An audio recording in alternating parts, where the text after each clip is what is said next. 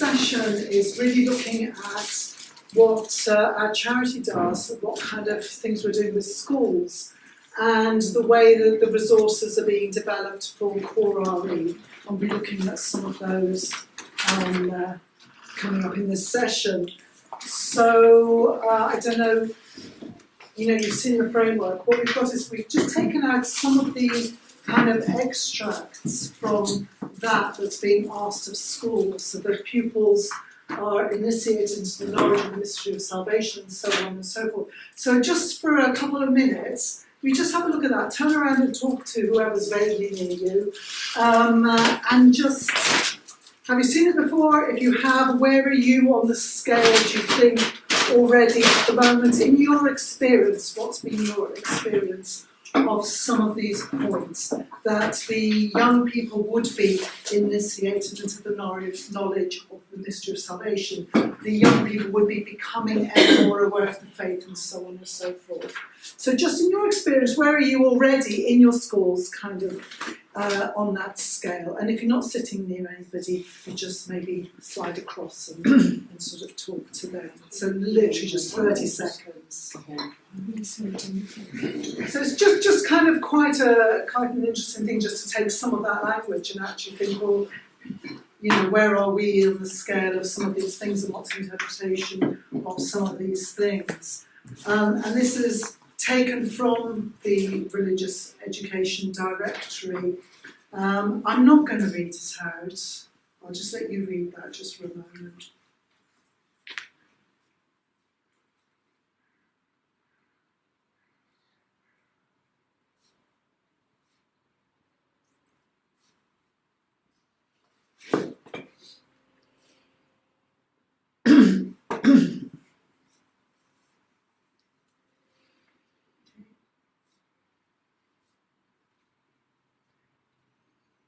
So anybody who is Catholic and who has a kind of particular love of papal documents, which is probably me, it comes from a document which was written in 1965, which was the document on Catholic education.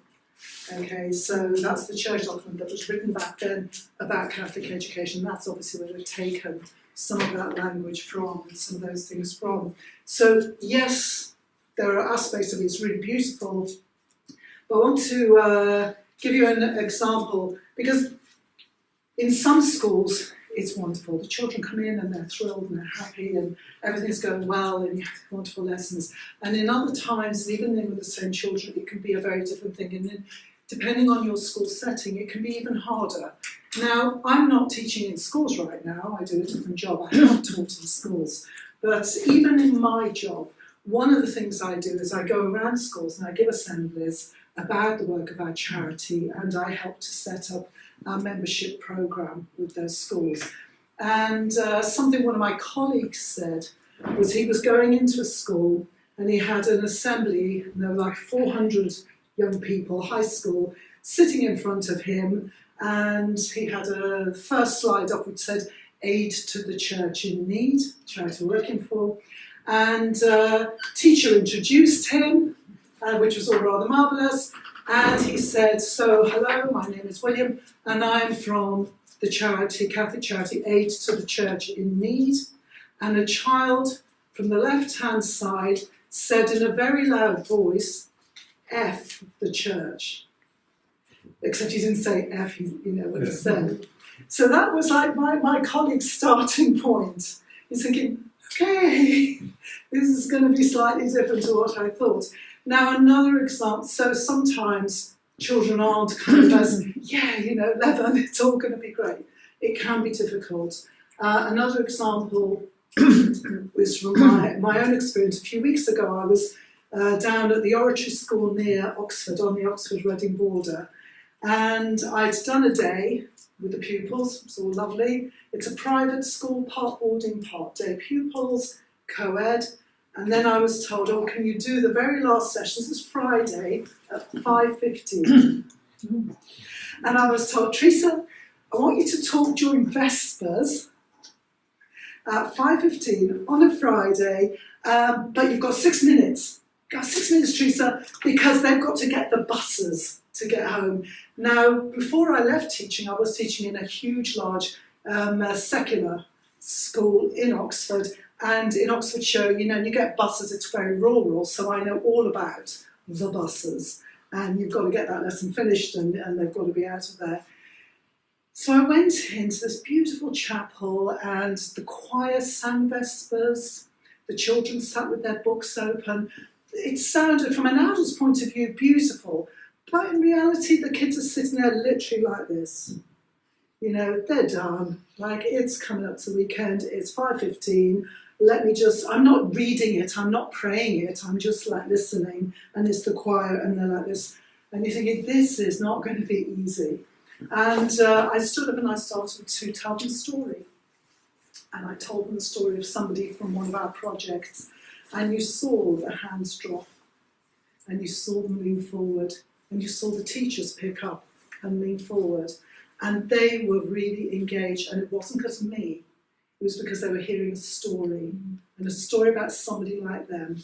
And a story that really meant something. So our job as a charity is to work closely with schools to help and support and recognise that sometimes you have very engaged pupils who are and others, they're of an age maybe where they switched off, and this core RE, maybe I have to be there, but it's not an examination topic, and how am I going to get through? So we're trying to recognise all of that. Hello and welcome to a talk through of Aid to the Church in Need's core RE resource for the Go to Mass campaign.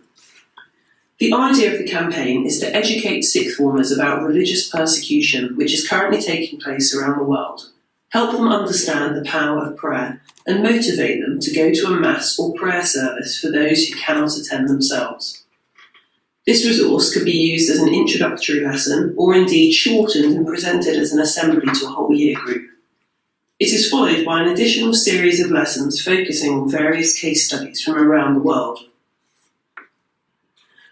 The resource begins with an interview from Father Joseph, who outlines the situation in Nigeria, one of the countries featured in subsequent lessons. Once pupils have heard this, they are presented with a printable fact sheet of further facts and figures about persecution in our world and accompanying questions. With all the tasks in this resource, you have the option to either use the questions as discussion prompts, encourage pupils to write down their answers, or leave them as rhetorical questions on the screen. Having given a little context to the topic, we move on to encouraging the pupils to consider why this situation should bother them. Ultimately, the answer here is about being part of the body of Christ and showing solidarity with others around the world. The next 2 slides embed the idea that prayer makes a difference, it changes things, but that it is something we must choose to engage in. The next task is a reflection on how pupils might choose to act as God's hands and feet in the world, using the poem by St. Teresa of Avila. We then move on to a brief exploration of what Mass entails and why it is important.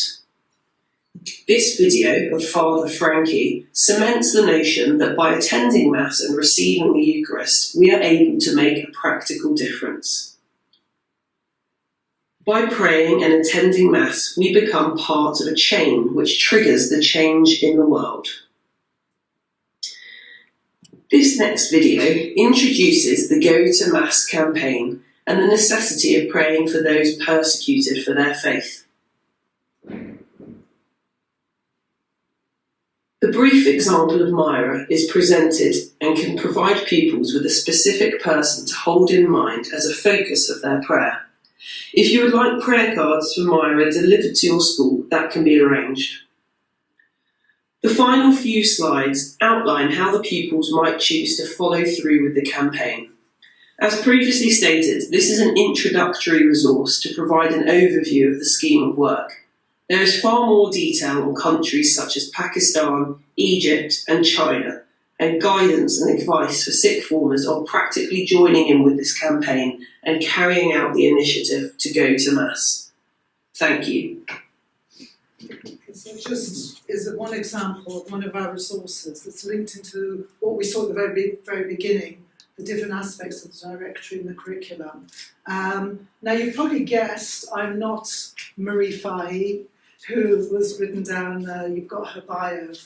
My name's Teresa Kehoe. Marie can't be with us today. Marie is amazing, and she's an ex-head of RE, and you can read about her in your information. And she's created a lot of the resources that we have for schools, so it's all curriculum linked, almost kind of any age and stage resource. She's very good at writing all those curriculum links, so for you as teachers, it makes life a lot easier. You know exactly what you're getting and where it fits into the bigger scheme of things. That Go to Mass campaign, I'll just tell you, I'll add a little bit onto that. It mentioned a girl called Myra. Now, Myra was 14. Myra lived in Pakistan near Faisalabad, and she was 14 years old, and she came out of the house about 4 o'clock in the afternoon, and she got a bit worried. She was walking down the street, and she was worried because there was a car curb crawling by her, and there had 3 older guys in it. And then the car pulled across, blocked Myra's way. They got out, they kidnapped Myra. Remember, she's 14, and if you teach in high school, get the idea of somebody you know that's that age. They kidnapped her, they took her away. They then gang raped her. They filmed it. They forced her to watch the film. They said she had to marry the 58-year-old abductor, who already had a wife. They said she had to convert to their fundamentalist sect. And if she didn't do any of that, they would go back and kill her family. Now, her parents went to the police, and the police were like, well, you're Christians, what do you expect?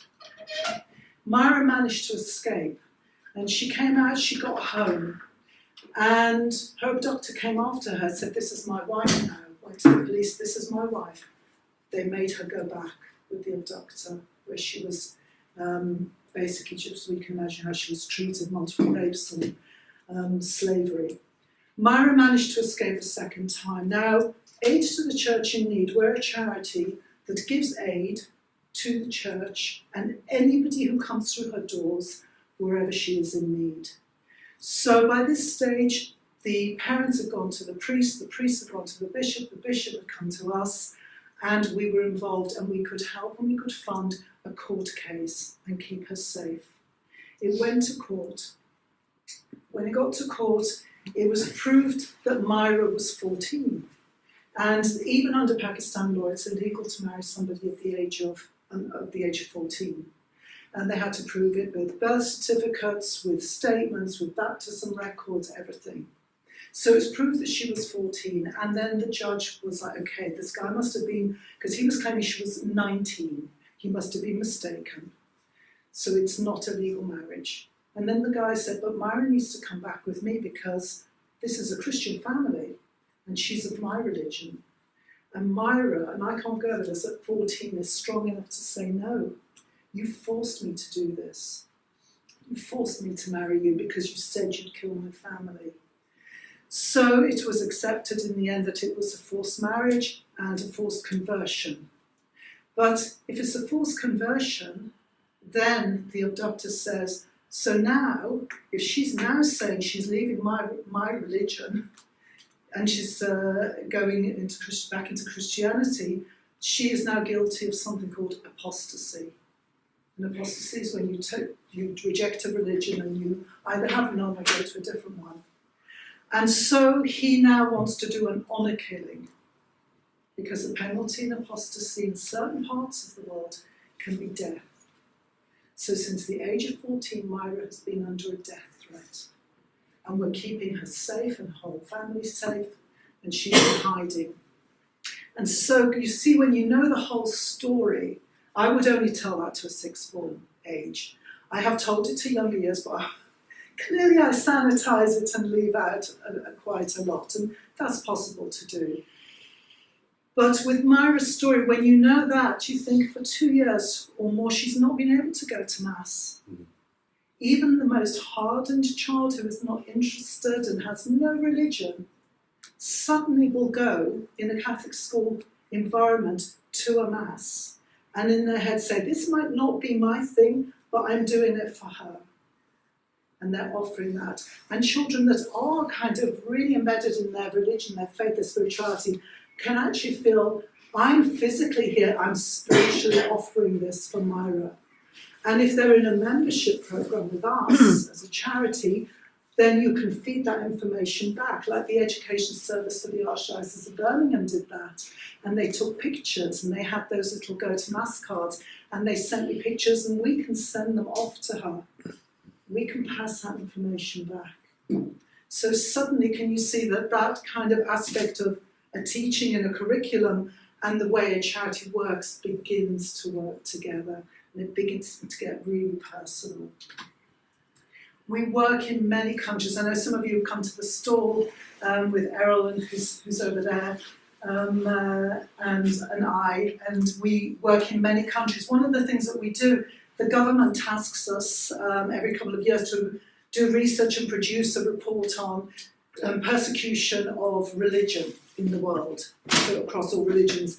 And we produce this report that goes to Parliament, and King Charles is very involved. And so I know somebody today said, oh, do you do anything in China?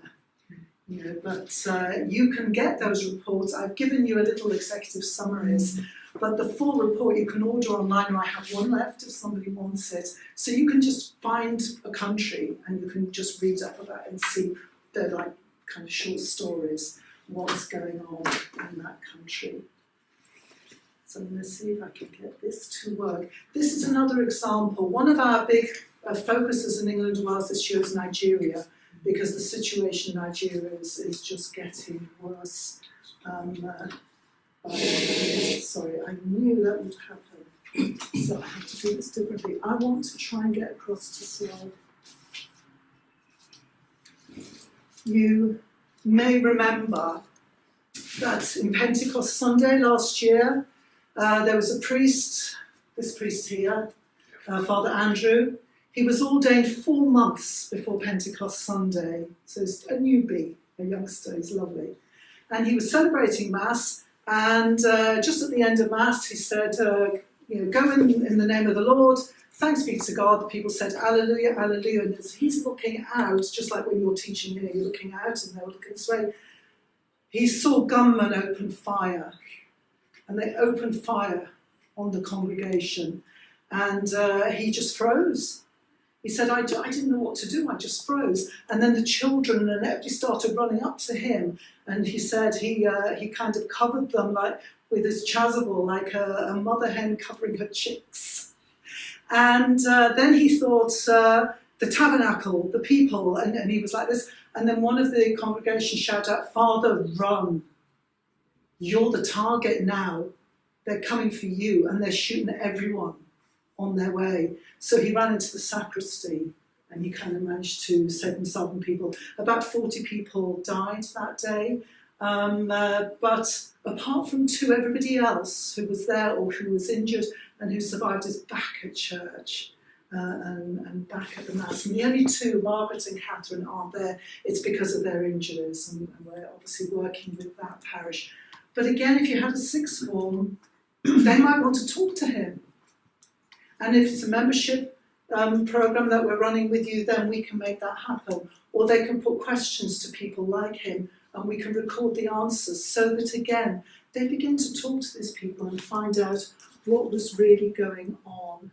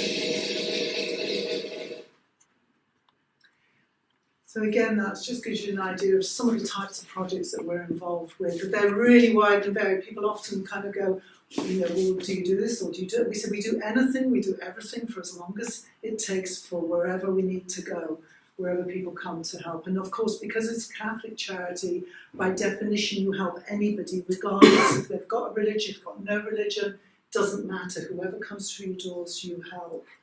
And that's important. So this is from the inspection handbook, and these are just in here to show these are things in your handbook, and what we're trying to do is with the resources make sure those things are ticked. It's like tick for this, tick for that. Advocacy, the stuff with people like Myra. If you've got sixth formers, they can get involved in our parliamentary campaigns.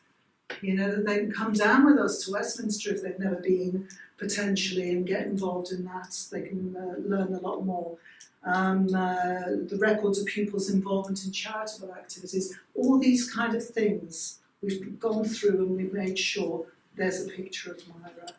And we have on the Go to Mass, one of the things we had, was it around Christmas time, was it, Errol? The little cards, we produced cards that children can learn the story and they can write messages to Myra and do displays in school.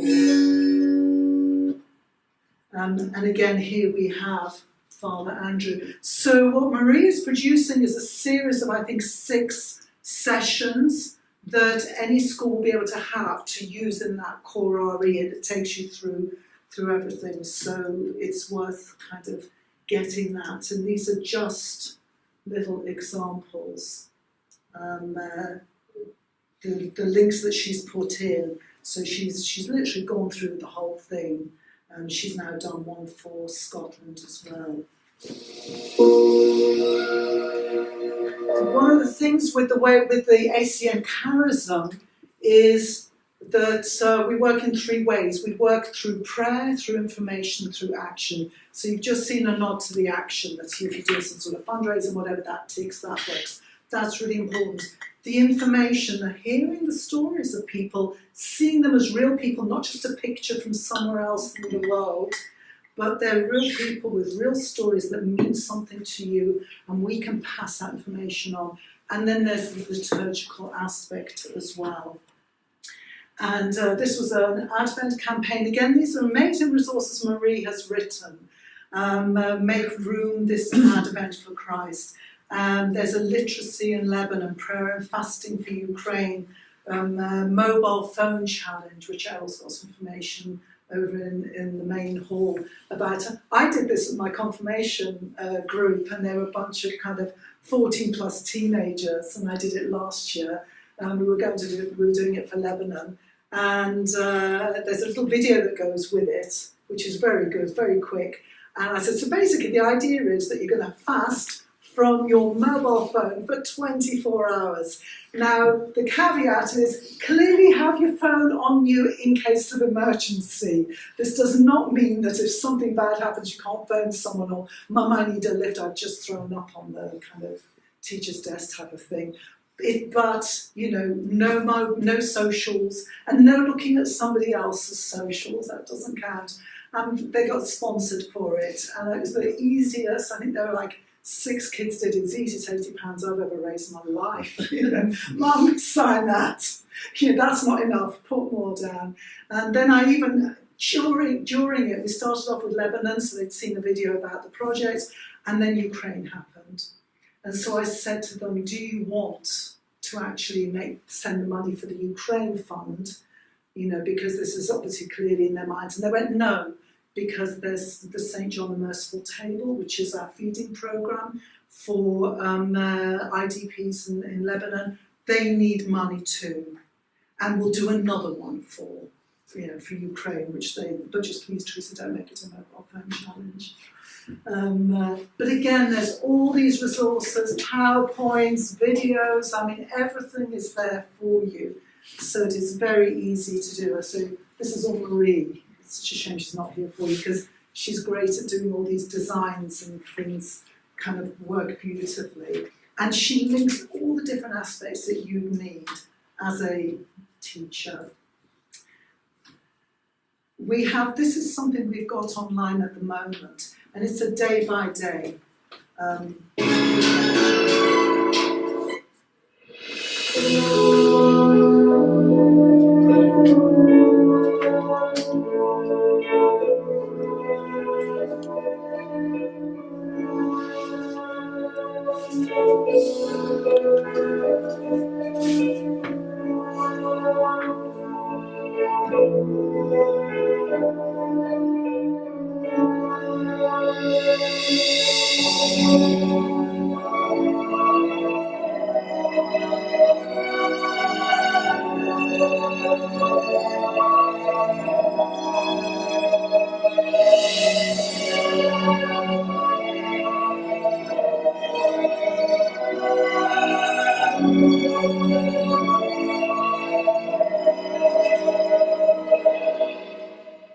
So again, it's just to give you a flavour of some of the things. That's on YouTube. That's like an adult thing, but sixth forms universities really like that kind of thing, with just very short reflections, and a lot of them linked to our projects. And really it is a case of making that Catholic social teaching come to life. I always like that phrase because Blessed Frederick Osman, if anybody here is SVP, you'll know that name. If you don't know, it doesn't matter. Blessed Frederick Osman, he was a 19-year-old university student back in the day in the 1800s, and he went off to the Sorbonne in Paris to study law. And it was a time, have you ever seen Les Miserables, the musical, or, you know, on the TV? That was the time. So it literally was like that. There were barricades everywhere. There were soldiers fighting. There was the guillotine. It was a lot of poverty. And he was in this nice environment at Sorbonne at university, but it was a very hard time to be a Catholic, and they got given a very hard time. So he started a debating society where he could actually take those contentious issues, and then all the anti-Catholics would come to the debate to, you know, basically kind of, you know, knock down the Catholic argument. And he was so good and so articulate, and he knew the faith so well that he would always have these wonderful answers because, you know, we say the Catholic faith is one, true, good and beautiful. If it's not one, if it's not true, if it's not good, if it's not beautiful, it's not the Catholic faith. It's the corruption of it. And so beauty shines through. And it was really frustrating. If you're a non-Catholic, that can be so frustrating. And this one guy at the end of the debate just said to him, you know what? you talk a great talk, but what are you doing about what's going on out there? And Frederick went away that night and he kind of went, that's a good point. We say all the right things, but there's such poverty, and he didn't know what to do about it. So he went to the church. He found a woman called Sister Rosalie Rondeau, and she helped him and said, go and take firewood to this person, go and help that person. And that was the start of what became an international charity known as the Society of St. Vincent de Paul, the SVP. And Frederick Ozanam's Catholic social teaching all is based on scripture and the early letters and writings of a 19, 20-year-old young man. It's his stuff that's in the church documents from the 1800s about fairness, subsidiarity, how we treat people living in slums and poverty and all the rest of it. And he said, charity must start at home, must always begin at home, but it must never end there. That's the other side of it. So it's why, I used to work for SVP, so I know about it, but it's why we still love working very closely with our mini vineyards and these different groups, because it's Frederick Ozanam, charity begins at home.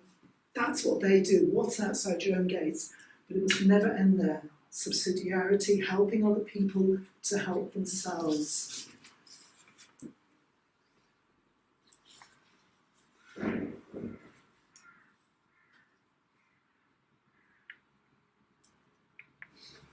And certainly with our projects, very much what we do, we try and help them to help themselves,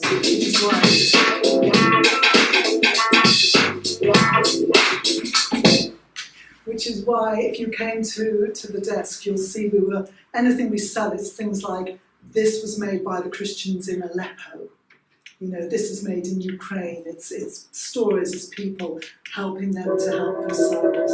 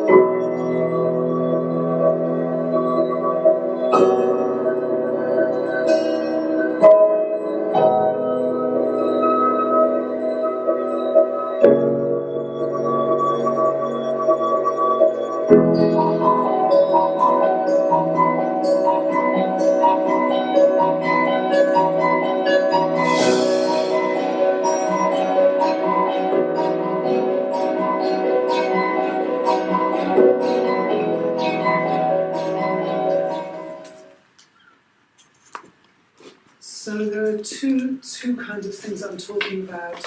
There are the resource. Anybody can go onto the website and you can get resources. If you've got our details, you've got our details, because in those packs there's a booklet, the red and white one, and inside that are the email addresses and details of whoever covers your area, your diocesan area that you belong to. So they can direct you. You can, because I will admit, now we have to edit the video so my boss doesn't see me say our website is not the easiest to navigate. I do appreciate that. But if you get the name of the person for your area and you say, I saw this thing and I know you've got some resources floating around, they can send you the direct link. Okay? So we just do that regardless. If you want them to come in to do a presentation, you know, as part of your kind of school life, they can do a presentation about ACM, but they will always do it with a call to membership, because the real way that we want to work is in collaboration with the schools, with the pupils, that they become a group, they become a pupil voice, they learn the life skills, they become advocates, they become a voice for the voiceless, and they learn those three aspects of the ACM charism: prayer, information, action. And then the other thing that we're talking about is a specific core RE, special sixth form series of sessions that Marie is presenting. The only reason it's literally not ready to go this second is because, as you can appreciate, a lot of the stuff that we end up talking about, it is fundamentalist Islam, problems with Boko Haram or your ISIS of the world. But it's really important to distinguish and differentiate that is not Islam. And we want to make sure some specialist checks over all the wording so nobody can walk away with the wrong idea. In Aleppo, back in ISIS days, the only reason we could get aid to Christians who were being horribly persecuted and murdered was because the Muslim families, some of them in that area, allowed their addresses to be put on packages. Because if it was a Christian address, name and address, it would be taken away, it would never reach destination. And they risked their lives, and at night Sister Annie, our project partner, would go in and would collect. They could have been killed for doing that. So for us, it's really important people understand this is not Islam at all, any way, shape or form. So that's why we're just tweaking those final bits. But I just wanted to finish by giving you a message from Myra herself.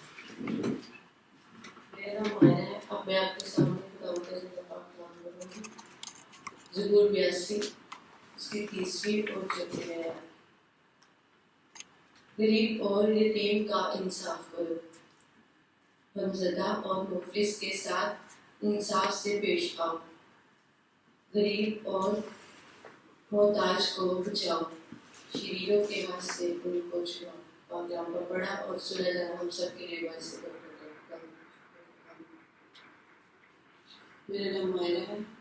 6 माह पहले मुझे विवाह किया गया था, ज़बरदस्ती मेरे साथ निकाह करवाया गया, ज़बरदस्ती स्टाफ को करवाया गया, ज़बरदस्ती मुझे ब्लैकमेल किया गया, मुझे टॉर्चर किया गया और मेरे पे ज़बरदस्ती तशद्दुद किया, मुझे धमकियाँ दी जा रही थी, मुझे कमरे में बंद किया गया और मुझे धमकियाँ इस चीज़ की दी गई थी कि अगर तुम मेरे हमारे अपने बयान ना दें तो हम तुम्हारी फैमिली को कत्ल कर देंगे। मैं शुक्रगुज़ार हूँ बिशप सुखाले रियाज की, उनके चर्च की, जिन्होंने मेरी बाज़ियाबी के लिए दुआ भी की और मुझे बाज़ियाबी करवाई। मैं शुक्रगुज़ार हूँ इंटरनेशनल चर्च की और क्रिश्चियन कम्युनिटी की, जिन्होंने मेरी बाज़ियाबी के लिए दुआ की।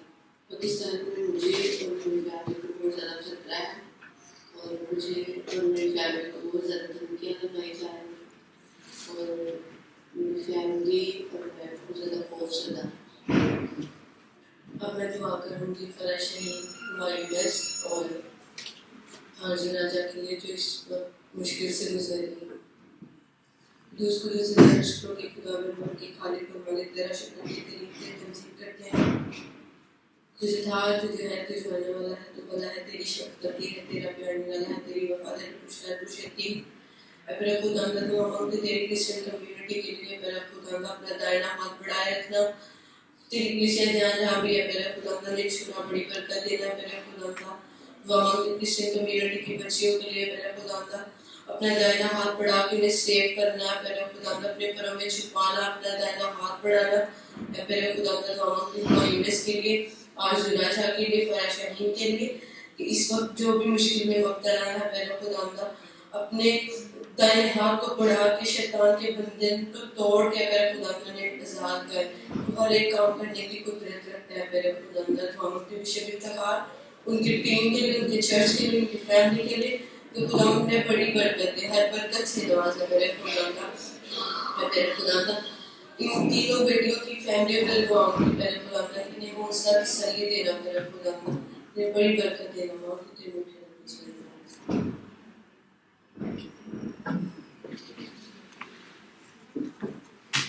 Sorry, we didn't really get time for questions and answers, but I just thought it was really important to see Myra herself. But when your pupils see people like Myra, that's like charity in action. That's really meaningful. Thank you very much. Do come and, I don't know, buy something from Syria.